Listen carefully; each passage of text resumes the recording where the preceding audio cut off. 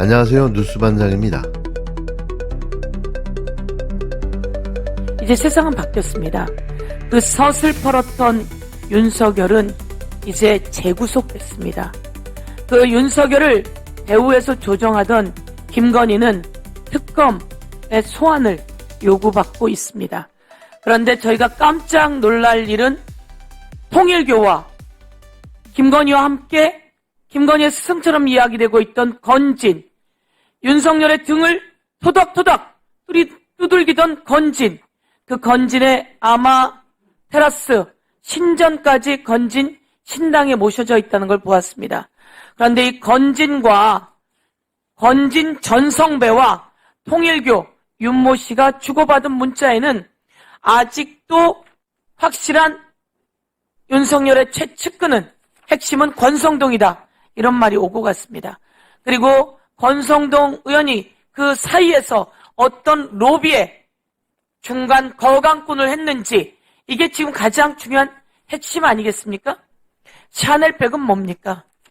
그리고 그 다이아몬드 목걸이는 뭡니까? 수천만 원짜리 팔찌, 귀걸이, 이거에 저희들 전부 다 경악했습니다. 어디서 나왔냐고 묻자 빌린 것이라고 했습니다. 어디서 빌린 것이라고 묻자 답변 못했습니다. 그리고 왜 이거 재산 등록하지 않았냐라고 묻자 재산 등록도 하지 않았습니다. 그런데 이 퍼즐이 맞춰지는 게 통일교에서 왔다는 거 아닙니까? 통일교에서 다이아몬드 목걸이, 귀걸이, 팔찌, 그리고 샤넬 가방, 그리고 그 사이에 건진, 그리고 권성동, 그리고 이 사이에서 인사청탁, 이창수 지검장이 서울중앙지검장이 되는 데는 건진과 이창수 지검장의 부인, 그럼 그 사이에 권성동, 김건희, 윤석열, 도대체 대한민국이 얼마나 썩어 문드러진 겁니까? 그런데 이 부분을 옹호하고 보호하자고 국민의힘 국회의원들이 들어오지 않고 있습니다. 이것은 내란의 동조다. 저 세상 못 볼 꼴이 벌어졌습니다. 국힘당 내부에서 홍준표와 권성동이 진흙탕 싸움을 벌이고 있는데요. 이게 과연 대한민국 제1야당의 모습일까요? 온 국민이 민생고에 신음하고 있는 지금, 국힘당은 오로지 자기들 권력 다툼에만 몰두하며 막장 정치를 보여주고 있습니다. 사건의 발단은 26일 홍준표의 폭탄 발언이 그 시작이었는데요. 그는 페이스북을 통해 윤석열 정권은 태어나서는 안 될 정권이었다고 직격했습니다. 이어 신천지, 통일교 같은 종교 집단이 국힘당 대선 경선에 조직적으로 개입했으며 그 덕에 윤석열이 당원 투표에서 이겼다는 충격적인 폭로를 쏟아냈는데요. 특히 당시 여론조사에서는 자신이 10.27%나 앞섰는데 당원 투표에서 패배한 건 조직된 종교표 때문이었다고 주장했습니다. 이건 단순한 내부 갈등이 아니라 대선 경선 자체가 조작됐다는 의미로 윤석열 정권의 정당성마저 부정하는 핵폭탄급 발언인데요. 안 그래도 윤석열의 대통령 당선이 무효라는 의혹이 커지는 상황에서 엄청난 파장을 일으킬 충격적 폭로였습니다. 만일 이게 사실이라면 국고지원금 397억을 토해내야 되는데요. 이렇게 되면 자연스럽게 정당은 해산 수순을 밟게 되는 거죠. 굳이 위원정당 해산까지 갈 필요도 없는 겁니다. 홍준표는 더 나아가 당시 국힘당이 검찰 출신 선관위원장을 앞세워 편파적이고 왜곡된 경선을 주도했고 명태균을 시켜 여론조작도 서슴지 않았다고 지적했는데요. 그 결과가 바로 윤석열 정권이었다며 그 정권은 출범 자체부터 사기였다고 못 박았습니다. 그러면서 윤일당이 또다시 한덕수를 앞세워 사기 경선을 반복하려다 나라를 이재명 정권에 헌납했다고 비판했는데요. 이쯤 되면 이건 그냥 분노가 아니라 국힘당이라는 정당 자체의 정당성을 부정하는 내부자의 고발인 겁니다. 김건희 특검팀이 이제 통일교 윤모 씨 수첩을 확보를 했다고 하더라고요. 수첩을 봤더니 뭐 윤석열과의 독대 일시 시간과 대화 내용이 상세히 기재가 돼 있었다, 이렇게 좀 나오고 있고, 통일교 현안을 해결하기 위해 김건희에게 직접 전화를 걸었다는 구체적인 정황도 있고, 야, 이건 판도라의 상자가 열린 느낌도 좀 들고요. 이거 크네요. 큰 증거라고 볼 수가 있겠네요. 그럴 수밖에 없어요. 네. 왜냐하면 그 윤 본부장이 통일교의 총재가 아니었잖아요. 한학자 총재. 일하는 사람이잖아요.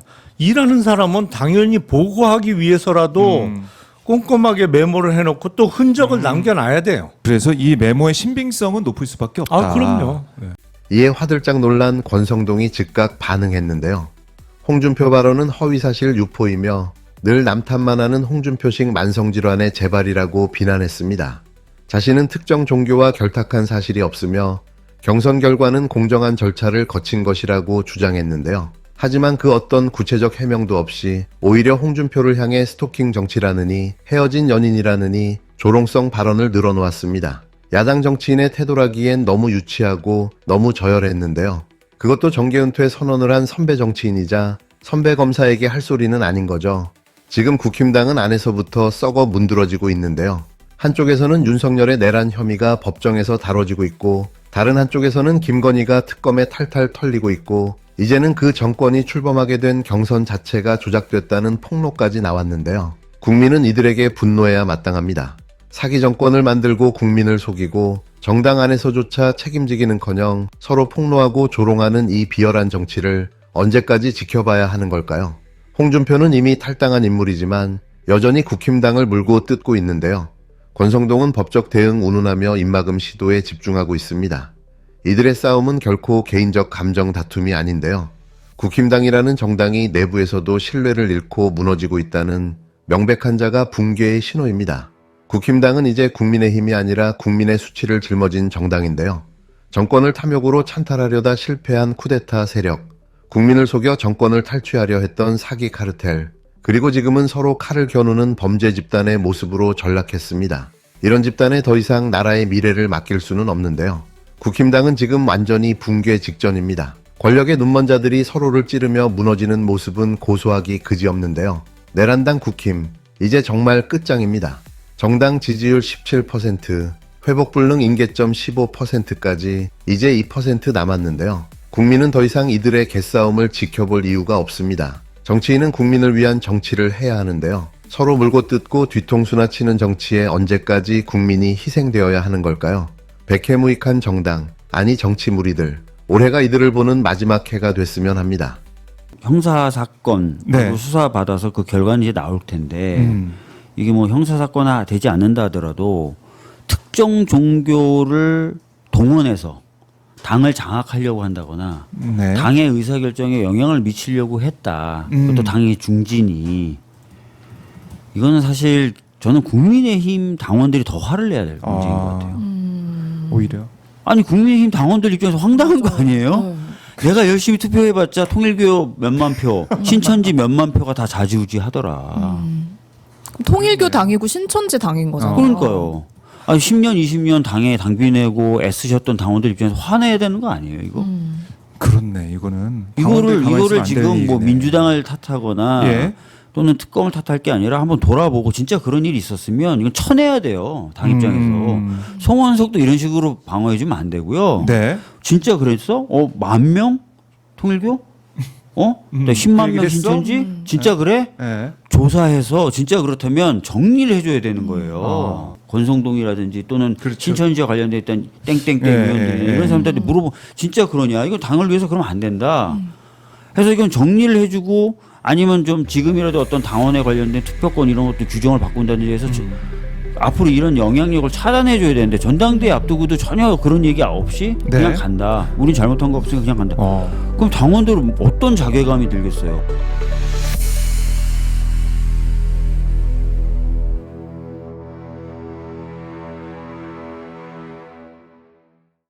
안녕하세요. 오늘 저희가 함께 들여다볼 자료들은요. 요즘 정치권에서 정말 뜨거운 감자죠. 국힘당 내부의 좀 심각한 갈등, 그리고 주요 인물들 관련해서 여러 의혹들 이런 걸 다루고 있습니다. 네, 뭐 홍준표 전 대표의 그 폭로부터 시작해서요. 그렇죠. 권성동 의원의 반박도 있었고, 네, 그리고 또 김건희 관련해서 특정 종교 집단과의 연관성 문제 이런 것까지 아주 복잡하게 얽혀 있습니다. 네, 그래서 저희가 이 공유해 주신 자료들을 바탕으로 이 논란의 핵심이 뭔지, 또 그 배경은 어떤지 좀 깊이 파헤쳐보려고 합니다. 한번 자세히 들여다보죠. 자, 먼저 홍준표 전 대표 발언인데요. 이게 파장이 상당합니다. 네. 윤석열 정권이 태어나선 안 될 정권이었다. 뭐 이렇게 아주 강하게 비판하면서요.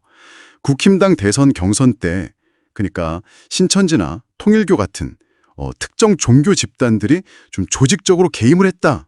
그렇게 주장했죠. 그래서 윤석열 후보가 당원 투표에서 이긴 거다. 이런 주장을 했어요. 네, 그러면서 이제 당시 여론조사에서는 본인이 앞섰다. 이 점도 강조했고요. 맞아요. 이 지점이 참 뭐랄까 예사롭지 않게 들리는데요. 이게 근데 주목할 점은요.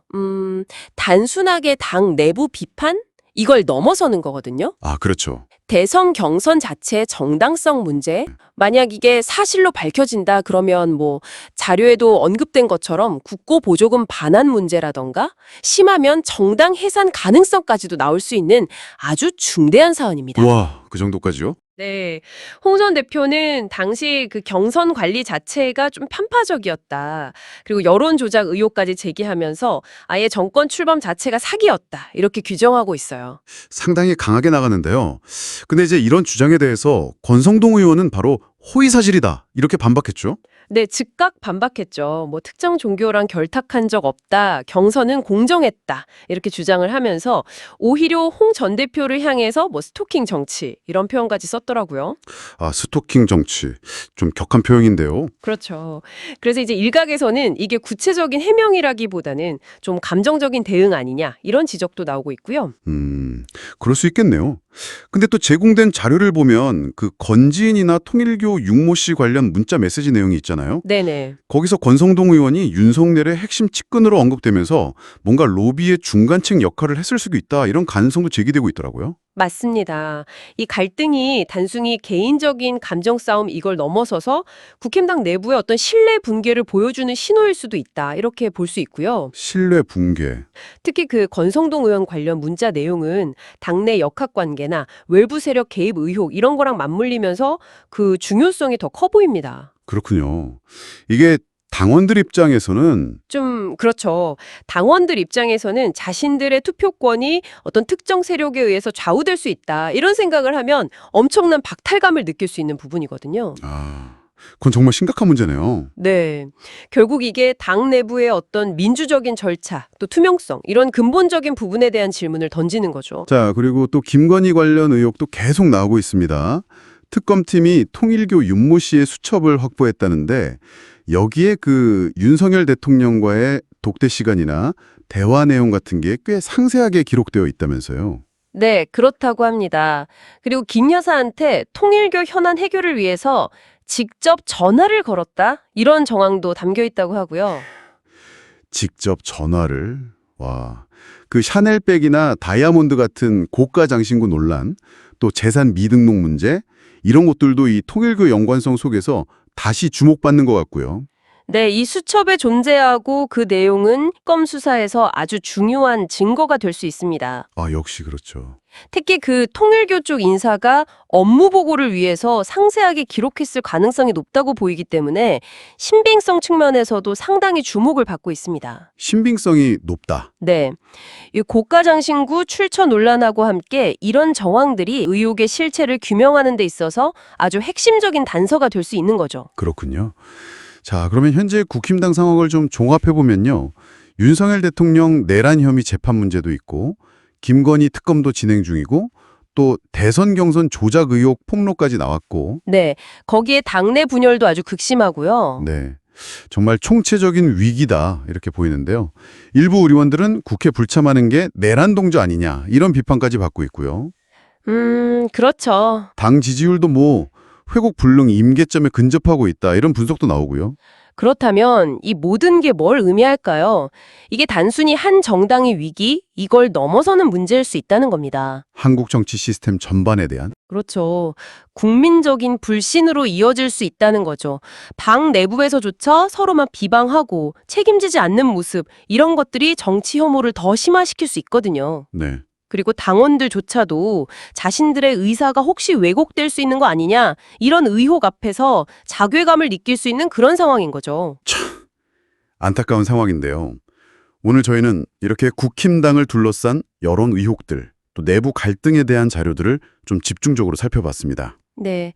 대선 경선 개입 의혹부터 시작해서 주요 인물들의 연루설, 그리고 당 내부의 극한 대립까지 상황이 정말 심각하고 복잡하다는 걸 알 수 있었습니다. 네.